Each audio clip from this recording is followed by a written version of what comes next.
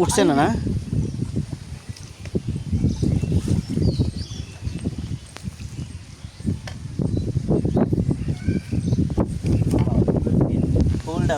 পানি কত এই পানি আছে গলা মানে নির্মাজে খানি তো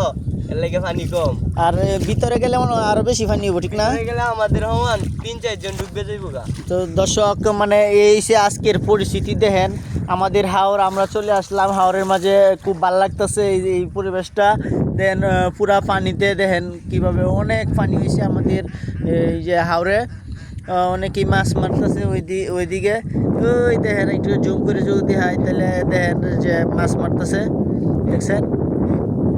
তো আমরা আছি হাওরের মাঝখানে প্রচুর পানি আমাদের প্রাকৃতিক পরিবেশটা ভালো লাগলে অবশ্যই লাইক কমেন্ট শেয়ার করতে ভুলবেন না ধন্যবাদ সকলকে সবাই ভালো থাকবেন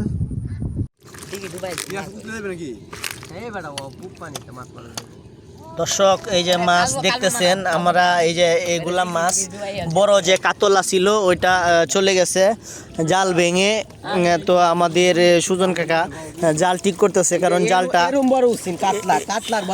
কাতলার ভরে গেছি হ্যাঁ এরম বড় হাই সর্বনাশ মাছগুলা দিয়ে হইন না এটা হগলে দিঘি ডুবাই আলছে যে দিঘি ওই যে দেখেন ওই দিঘিটা ডুবে গেছে দেখেন মাছ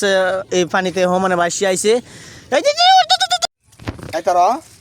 আরি আরি আরি আরি বাপরে ইদি টেঙ্গো গাম দিছি সিংড়ি টিয়া তো টিয়া আছে কিন্তু নারী তো হলা লাগবো আরি আরি আরি আরি আরি বড় আমরা তার তো খাইতাছি আরি তুমি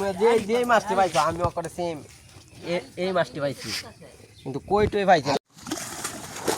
হয় নই নই নই গেছে গা পসিন আসিন রে এটা মোটামুটি বড় আছে এনি মাদানি তো দর্শক দেখতে পাচ্ছেন এই যে আমাদের প্রাকৃতিক হাওরের মাঝে এরকম ছোটো ছোটো আমরা কাঠ বলি এগুলাকে কাঠ হিঁচতে আছে তো দেখবেন যে মাছ